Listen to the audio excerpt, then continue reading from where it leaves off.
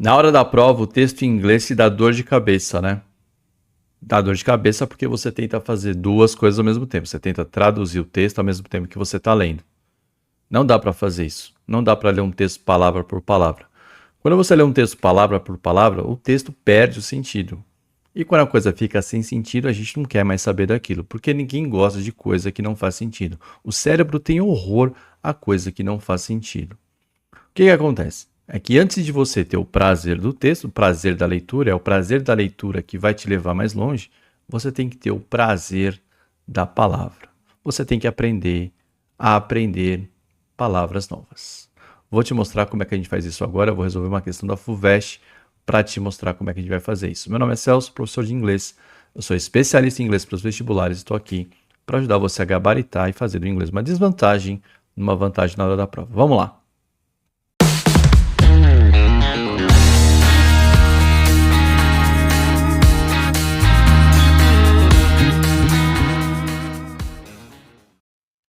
Já faz alguns anos que eu dou aula de inglês para o vestibular e sempre que eu entro em sala de aula eu encontro três tipos de alunos. Aquele aluno que já conhece o idioma, já estudou, até viajou, foi para fora do país, é uma pessoa que sabe falar o idioma, mas na hora da prova ainda erra a questão. Vou explicar por que essa pessoa ainda faz isso. Tem outro tipo de pessoa que não liga muito. O que ela já percebeu? Que o inglês é um tanto quanto próximo do português, porque metade do vocabulário no inglês, um texto em média, metade do texto em média, tem uma equivalência com o português. Por quê? Porque o inglês é uma língua híbrida. Ela é uma mistura de idiomas de anteriores. E no caso, tem boa parte do latim tem uma grande influência sobre o vocabulário do inglês. Então, esse tipo de aluno já percebeu que ele pode ir por ali e ter uma noção geral do texto. Só que na hora da prova ainda erra algumas questões. Mas como ele não se preocupa, ele acaba tendo um desempenho melhor que a média. Só que com as pessoas que eu falo, com os alunos que eu tenho, com o nível de competição que a gente trabalha no vestibular, esse nível ok não é suficiente. Os meus alunos querem estudar em medicina, querem passar em direito, carreiras concorridas, você tem que ter uma pontuação ótima. E inglês é uma das matérias que o pessoal não tem uma pontuação legal. O último grupo é o pessoal que acha que porque não pagou a escola de inglês, porque estudou em escola pública, nunca vai ter chance de aprender. Isso não é verdade. Aí eu começo a ensinar o pessoal, todos esses grupos, ensino a todos eles a perceberem que quando a gente está falando de vestibular, vocabulário é fundamental. Eu também ensino o que cai na prova, eu ensino como encarar a prova, mas basicamente o que me deixa muito feliz e orgulhoso de fazer o que eu faço é que eu ensino uma habilidade que essa pessoa vai levar para o resto da vida. Então ela vai desenvolver um vocabulário e vai aprender a ler textos em inglês dali para a faculdade. O vestibular, você pode falar que às vezes é injusto, que não é legal e tudo, mas tem mais gente do que vaga. Então você tem que selecionar pelo vestibular aqueles mais competentes. E as competências escolhidas pelas bancas são normalmente competências que você vai usar dentro da universidade. Eu já passei por muitas faculdades, já fiz vários cursos, vou te falar. A leitura em inglês é fundamental dentro da universidade, porque o inglês é a língua do conhecimento. E quando você sair da universidade, você vai ter que escrever em inglês. Você vai ter que falar inglês, porque o seu conhecimento vai ser divulgado e distribuído em inglês, seja qual for a área que você for estudar, seja medicina, seja direito, seja história que eu fiz, seja o que for. Em algum momento o inglês vai ser importante para você. Se você for uma pessoa que vai avançar na carreira, o inglês é importante. Então, dito isso, o que a gente tem que saber aqui no começo? A gente tem que aprender que a prova de vestibular vai te pedir um inglês no mais alto nível, um nível mesmo do avançado. Mas é porque é de propósito? São pensados em níveis avançados? Não. É o nível dos textos que são trazidos para a prova. São textos formais de publicações famosas, publicações correntes. A revista The Economist, o New York Times, só para falar cá entre duas. Então, o que acontece? Tem aquele aluno que estudou, que conhece o idioma, que viajou. Mas ele estudou aonde? Viajou para onde? O que eu quero dizer com isso? Não quero dizer que a escola que ele estudou é ruim, não. É porque existem níveis de inglês, tá? E se você está num nível B2, que é o B2 que a gente chama, da, dentro da classificação europeia, que a gente coloca o CEFR, né? Common European Framework of Reference, que é o quê? É uma tabela, é uma classificação para todos os idiomas. E fala lá, ó, se a pessoa consegue fazer isso, ela está nesse nível. Se ela consegue fazer isso, ela está no outro nível. As escolas brasileiras de idiomas normalmente param no B2. E não é ruim, porque o B2, dentro dessa classificação que eu falei, se chama Independent User. Ou seja, a pessoa consegue se virar. Mas aí quando o texto pede um pouco mais de sofisticação, pede um pouco mais de estudo, a coisa fica mais difícil. E é por isso que aquele aluno que conhece a língua, consegue se comunicar, às vezes erra a questão. Porque tem um vocabulário para se comunicar, mas não tem um vocabulário para o nível de leitura que está sendo colocado. É a mesma coisa que aquele aluno que percebeu que dá para chegar, né? Ah, dá para ver aqui, dá para desenrolar um embromation. E o embromation aqui é perfeita essa gíria, né? Porque percebe essa combinação das palavras, terminações e tudo mais. Mas ainda assim é insuficiente para você acertar todas as questões. E a minha proposta para os alunos é que eles têm que acertar todas, porque aqui um pequeno esforço de tempo, para quem faz vestibular, tá? Um pequeno esforço de tempo traz um grande resultado. Então, você estudando 6 meses com afinco o inglês, você consegue acertar todas, você cerca a prova, não tem como dar errado. Enquanto tem matérias que eu sei que você pode estudar o tempo que for necessário e você não vai gabaritar. E se gabaritar, vai ser sacrificando outras matérias, seja com tempo de estudo, seja com tempo de prova. Então, se você está aqui assistindo esse vídeo, saiba que você está tendo uma baita vantagem. E quem está te falando isso não é só um professor de cursinho há mais de 10 anos. É um vestibulando que há 25 anos fez muitas provas. É uma pessoa que passou pela universidade mais de uma vez. Então, eu estou te falando com conhecimento de causa. E nesses 25 anos, quando eu prestei prova como estudante, depois, quando eu analiso provas como professor, eu estou te falando. Eu sei como foi difícil aprender física para melhorar minha pontuação. O quanto eu tive que aprender de matemática para melhorar minha pontuação. Então, você tem que entender que, às vezes, a sua oportunidade de estar aqui no inglês você não está enxergando. Por razões diversas, razões emocionais. O inglês é um bloqueio mesmo, tá? Não é à toa. Eu tenho colegas, professores de inglês, que estão ficando muito bem de vida, porque aprenderam a ensinar inglês para as pessoas, porque as pessoas precisam do inglês hoje em dia, mais do que nunca. E às vezes a pessoa paga o que for necessário, desde que a pessoa resolva o problema dela. Então, assim, a gente associa essa questão do inglês como uma coisa inalcançável. Estou te falando que não é. Mas você precisa trabalhar. Então, como é que você faz nesse começo? Eu já tenho outros vídeos aqui no canal, recomendo que você dê uma passeadinha por aqui. Em pouco tempo eu já coloquei muita coisa relevante para te ajudar e eu vou fazer um exemplo aqui. Antes de você ter prazer pelo texto, você tem que ter prazer pelas palavras. Vou te mostrar como com a FUVEST. Olha só. Gente, isso aqui é a prova da FUVEST. Ainda não, né? Já já vai aparecer para você. Olha lá. Tá aí. Eu fechei a prova, né? Agora eu abri a prova. E agora você está vendo a prova. É a prova FUVEST 2022, então ela foi aplicada no final de 2021 para os ingressantes no ano de 2022. O que eu tenho aqui? Eu tenho um poema. Professor, você pegou logo um poema? Poema é mais difícil. Sim, porque o poema ele é sucinto, demanda um maior entendimento. Então, assim, talvez você não conheça pouquíssimas palavras, mas essas pouquíssimas palavras que você não conhece são decisivas para você gabaritar essa questão. O que eu estou querendo dizer para você? A gente sabe que o inglês é parecido com o latim em metade do seu vocabulário. Metade. Põe metade aí, tá? Aqui mesmo já dá para a gente ver que metade. Da outra metade, que é de origem anglo-saxônica ou de origem nórdica, que seja, são palavras que não são familiares ao nosso idioma, mas ainda assim, por ser o inglês você está no século XXI, você tem celular na sua mão, tudo mais, você reconhece. Vamos fazer essa brincadeira aqui, ó.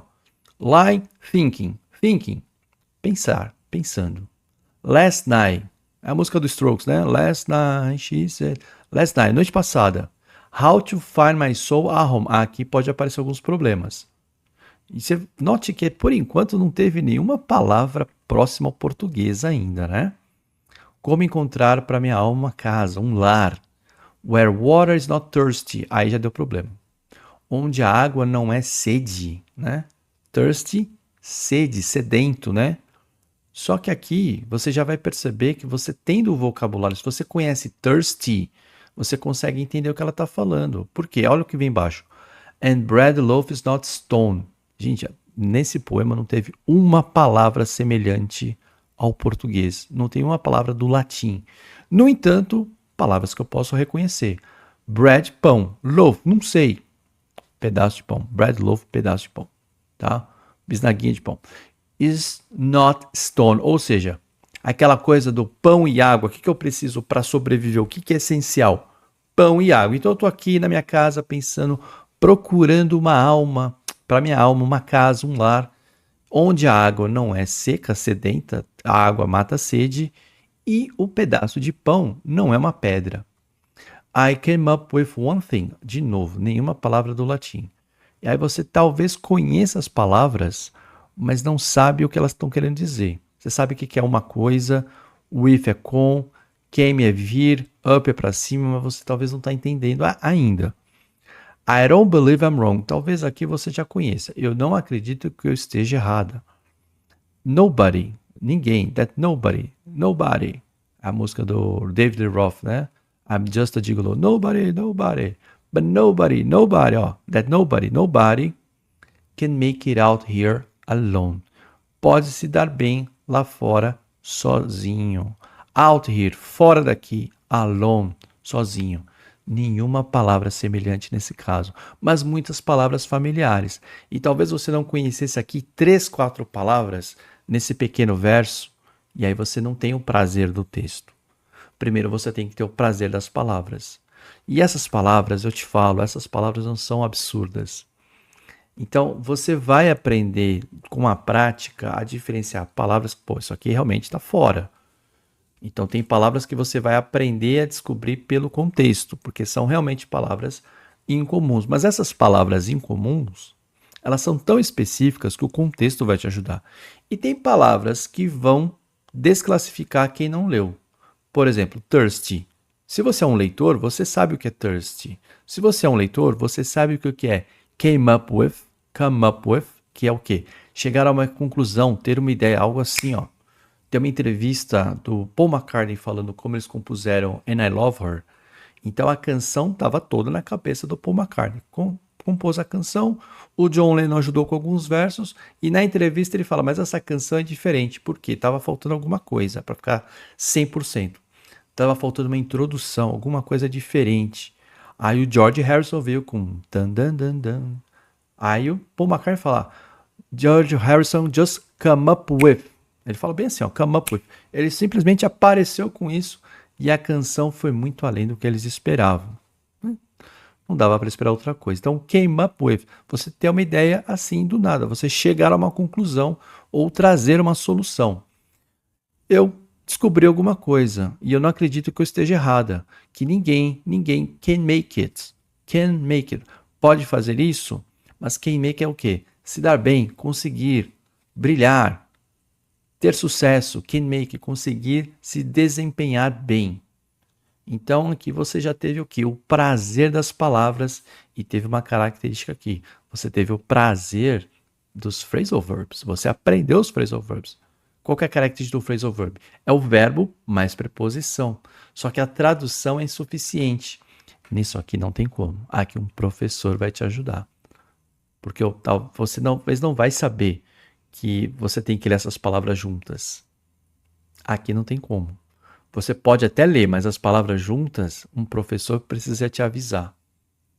Que isso aqui você lê junto, e isso junto é uma nova palavra. Tá certo? Mas é pouco tempo. Em 6 meses acompanhando, você aprende isso aí. 6 meses você aprende, se você fizer a leitura consistente. Olha só, você aprende a ler. Não estou falando que você aprende a falar. São coisas diferentes. E se você vai para o vestibular, você só precisa de uma habilidade. A habilidade de leitura. E aí, claro, você vai precisar da sua memória, e aí você vai desenvolver estratégias para se lembrar do texto, tá certo? Prazer da palavra lying. É mentir? Não, nesse caso, lying, deitada, pensando. Noite passada, como encontrar um lar para minha alma, onde a água não seja seca, a água, né? Não dá nem para traduzir, mas eu entendi o que ela quis dizer. O pão não seja uma pedra. Eu cheguei a uma conclusão, eu descobri uma coisa e não acredito que eu esteja errada, que ninguém, mas ninguém, consegue se dar bem lá fora. Agora você entendeu o texto, agora você pode acertar a questão. E agora que você teve o prazer da palavra, você tem um prazer do texto. Eu vou ler em inglês e você vai perceber a sonoridade do poema. Olha só. Lying think last night, how to find my soul a home, where water is not thirsty and bread loaf is not a stone. I came up with one thing, and I don't believe I'm wrong, that nobody but nobody can make it out here alone. Maya Angelou, grande poeta nossa do século 20 e 21, tá aí, não é à toa que ela é uma das mais queridas e das mais representativas e mais significantes. O veste. Vamos ler a questão? Antes de ler a questão, qual é a ideia? Ela estava em casa pensando num lugar confortável, né? Como encontrar um lugar para a alma dela. E aí ela chegou a uma conclusão, que ninguém consegue se virar sozinho. A gente precisa de outras pessoas. Os versos do poema afirmam sentimentos de autonomia e autossuficiência? É exatamente o contrário, né? Mostram a derrota diante das dificuldades? Não tem derrota nenhuma aqui. Expressa o resultado de reflexões feitas? Came up with a thing. Esse verso é decisivo. E é o verso com phrasal verb, que talvez sozinho você não conseguiria. Mas ninguém consegue se dar bem sozinho. Todo mundo precisa de alguém. Eu precisei de muita gente na minha vida. Talvez você precise do professor de inglês agora para gabaritar essa prova e entrar na universidade. Letra D.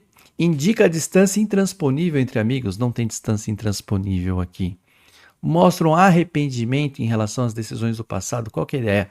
Pensar, deitada, pensando, regrets. Não tem regrets aqui. Não tem arrependimentos. Ela só chegou a uma conclusão. Letra C. Portanto, antes de você ter o prazer do texto, você tem que ter o prazer das palavras. Seria mais um ponto para você aqui. E além de você acertar a questão, você ia carregar esse poema para o resto da sua vida. Lembrar toda vez que você não chega em lugar nenhum sozinho. Tanto as pessoas te ajudam, como você também pode ajudar as pessoas. Se você quer aprender como é que você pode ler esses textos, você pode começar por aqui. Eu já entreguei muito material relevante nos outros vídeos. Dá uma passeada, deixa seu like, comenta, ajuda o professor a levar esse trabalho para mais gente, compartilha esse conteúdo, fala com seus amigos desse conteúdo. E se você quiser aprender, só mandar uma mensagem, a gente conversa. Eu vou te ajudar, como eu já ajudei centenas de alunos que perceberam que o inglês não só virou uma vantagem na hora da prova, mas é algo que a gente precisa para o mundo que a gente vive no século 21. Principalmente você que vai ser um profissional de sucesso. Muito obrigado, deixa seu like, ativa o sininho da notificação, ajuda o professor a chegar a mais gente. Até a próxima, valeu gente, até!